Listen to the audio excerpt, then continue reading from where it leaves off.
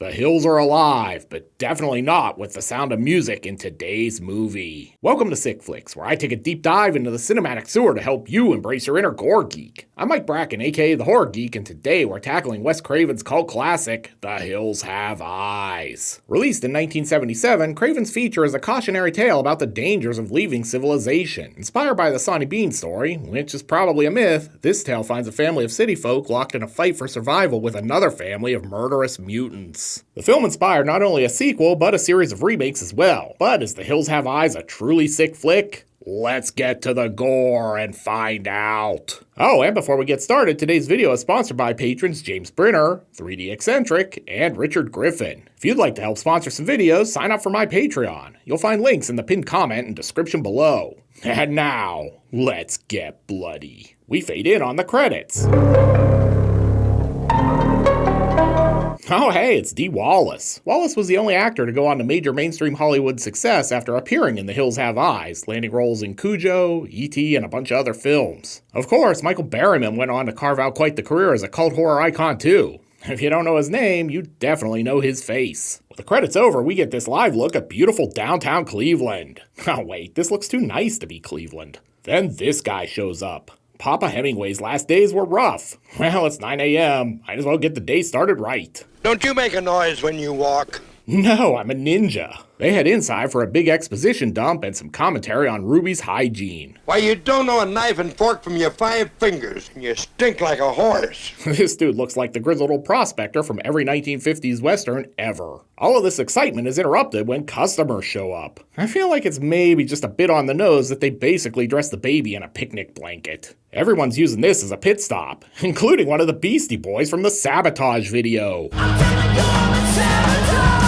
Whew, I just destroyed this outhouse. You could say it's a real shithole. And here's some more exposition. The Air Force uses part of this as a gunnery range. I feel like we're really front-loading the exposition here. That'll be $6.80. Okay.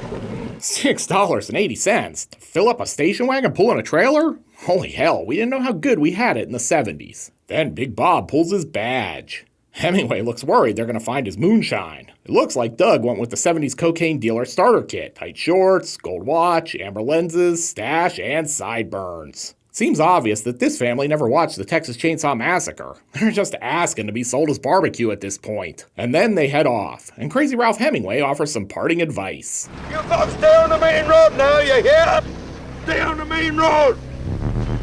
The good news is, while he was out dealing with them, the hillbilly mutant fairy left him a surprise. Not gonna lie, this is the laziest way of prospecting for gold ever. If you find yourself thinking, you know what would really liven this movie up? A random truck explosion? Well, you're in luck. Let's get out of here. Must have been one of those prototype Ford Pinto pickups. Hemingway's like, damn it, I only had 35 payments left on that truck. Oh, Lord. The bad news is, the truck is toast. The good news is, he found a new side quest from the Dark Brotherhood in Elder Scrolls. I hope he has fast travel unlocked now that he doesn't have a truck. Over in the desert, I feel like they're bound to run into the Griswolds out here. Luckily, they've got a map. You kids even remember maps? Christ, I'm old. Big Bob's heard enough, though. I'm a man, I don't need your stinking maps. We're not on a bomb range, and we're not goddamn lost. Then it turns into Top Gun. Maverick! They are really lucky that stock footage didn't hit them. Then he plows some bush. Hell yeah. No, not like that, you pervs. I mean, he runs the car into some vegetation. And the goddamn axle snapped. No. With the car's rear axle broken, Bob's gonna have to hoof it back to the gas station. Wait a minute, is that a Tuscan Raider drawing a dong? Back at the crash site, Brenda and Lynn settle in for a smoke and some chat. I hate it out here. It's just uncomfortable, that's all. Fun fact, Susan Lanier was originally cast as Chrissy in Three's Company. During pre-production, the producers realized she wasn't right for the role and she was replaced by Suzanne Summers. Before Big Bob and Doug head out, they huddle up for some prayer. Dear Lord, no matter what happens, please don't let us be eaten by mountain-dwelling inbreds. Amen. Or maybe it's just a huddle. Doug, you go deep. Bobby, button hook back into the flat if the safety drops into zone coverage. Remember, the Titans totally ripped off this scene. With most of the menfolk gone, they settle in for dinner. Maybe there's some rattlesnakes prowling around. You know what Freud would say about your obsession with rattlesnakes, Ma? That I love the D. Then they're reminiscing over fond memories of their dog killing another dog. Remember that poodle he killed in Miami? Do I? Is Daddy ever mad? He had to pay vet bills for a dead poodle. I'm rooting for the hill people at this point. Later, Beauty gets loose. The hills may not have eyes, but they definitely have dogs. The feeling of isolation in The Hills Have Eyes is real. Craven shot the film roughly 30 miles from civilization, and they had to cram the cast and crew into Winnebagos to get them out to the location for each day's shoot. Beauty, meanwhile, is hot on the trail of a defenseless poodle. Except Beauty might have bitten off more than she can chew. She's been old Yellered, and Bobby wanders right into this jump scare. He flees down the hill, but trips and hits rock bottom. Back at the camper, Ethel's on the CB. That's like a cell phone for you kids out there. Do any of you bears have your ears up? Of course, she doesn't even know how to work it. Can't seem to remember how this works. It's a Mayday, Mom, not Maypole. Nice job, Boomer. And I guess you can get obscene phone calls on a CB too. Hang up, it's Pervy Freddy Krueger from Night Killer. It sounded like some sort of animal. While that's going on, Brenda's out here looking for Bobby. It's nice that the middle of nowhere is so brightly lit. I'm guessing she's gonna run into Sally and Franklin out here too. Guess it wasn't bright enough though, because she never saw this jump scare coming. Big Bob, meanwhile, has made it back to the station and is splinter celling around like his name is Sam Fisher. He's about to call up Wes Craven, but surprise, the stealth mission is over and he's gonna have to blast his way out of here. Good news is he got here just in time to save Hemingway, who's basically hanging around in the other room. You always try to stop trespassers by hanging yourself? Hemingway decides this is a good time for a drink and some exposition. I hit him with a tire iron and I split his face wide open. I thought I'd killed him. I was afraid they'd come and take me away, so I took him out on the desert and I left him there. Story time is interrupted by this guy crashing through the window. Say what you will, but he knows how to make an entrance. Then he beats Hemingway with a crowbar. Clearly that's this guy's prized possession. All of this leaves Big Bob scared shitless, so he heads to the outhouse. Too bad it's already occupied. Hemingway here probably smells better dead than he did alive, if we're being honest. Back in our other movie, Big Bob is training for the Boston Marathon, but his heart really isn't in it. At camp, they've got company, but it's just Doug. He kind of looks like a budget Sonny Bono. The bad news is he found no way out. The good news is he found tons of useless junk. Look at this. Look at all of this. Hey, remember Ruby? Yeah, she's still in this movie. Apparently, she's eating some hot dog. Literally. She's also hanging out with budget Zelda Rubinstein, apparently. What's the matter? You don't like dog anymore? Whoa, J&B sighting. Everyone drink. I did not see that one coming. Over in our third movie, Big Bob is having some dental work done. And in the cabin, we're treated to this absolutely bizarre line of dialogue. Bobby's worried that rattlesnakes are going to get Big Bob. You better worry about what Big Bob will do to the rattlesnakes. That sounds dirty. I don't even know why. But even this baby is like, what does that even mean? Out in the wagon, Sonny and Cher are about to perform a little duet. While they're doing that, this is happening.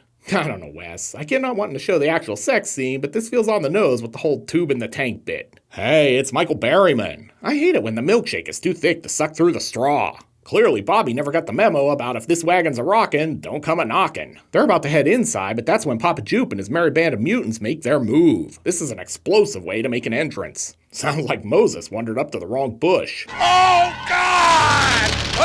Help me! Inside, Budget Randy Savage has a snack. Snap into a Slim Jim. Man, my Randy Savage still sucks. Then he tells Berryman to get off Miss Elizabeth. Say what you will about these folks, but clearly their dental plan is top tier. This is all interrupted when they discover there's veal on the menu. Baby's fat. Fat and juicy.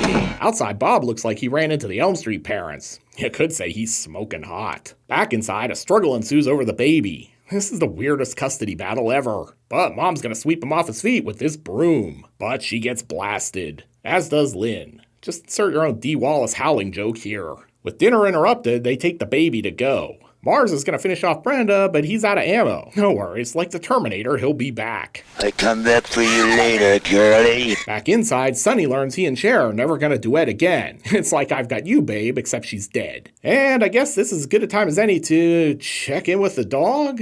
I mean, at least he didn't get a flashback in this movie. But he does get his first confirmed kill. You could say Mercury here is in retrograde. And he steals the walkie-talkie? The dog is smarter than everyone else in this movie. Back at Mutant Camp, Ruby's gonna need to set an extra place at the table for this pimp hand. Pimp Hand and J&B. I like where this movie is headed. Over in the cabin, we can see this torn great white shark poster. This is the birthing point of the back and forth poster scenes between Craven and Sam Raimi. The implied message was that The Hills Have Eyes was far more terrifying than Jaws, so Raimi put a ripped Hills Have Eyes poster in Evil Dead to imply his film was scarier than both. This went back and forth for quite a few films. Anyway, I don't want to insinuate these guys are a little jumpy, but Bobby totally just iced this door. Maybe I got that son of a... Budget David Spade really has the worst trigger discipline ever. He's lucky he hasn't shot Sonny Bono here at least 10 times. They head out to investigate, but only find this jump scare. Breach, what are you trying to do? Well played, Beast. Back at camp, Papa Jupe is performing some Shakespeare in the Park. I eat the brains of your kids! One of the weirdest disconnects for me with The Hills Have Eyes has always been the casting of the mutants. Craven's mutants don't seem particularly terrifying. The mutants in the remake or early Wrong Turn films have always struck me as scarier. The sun comes up and Doug's on the run. I love the action music here. It's like an outtake from a $6 Million Man episode. Wait for me.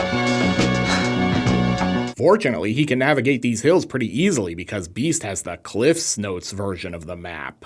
Cliff Notes version. Maybe the worst joke in the history of this channel. Back in the camper, Bobby's got the authorities on the line. But if you guess this is just the mutant screwing with him, give yourself a screenwriter's credit. What are your defensive capabilities at this time?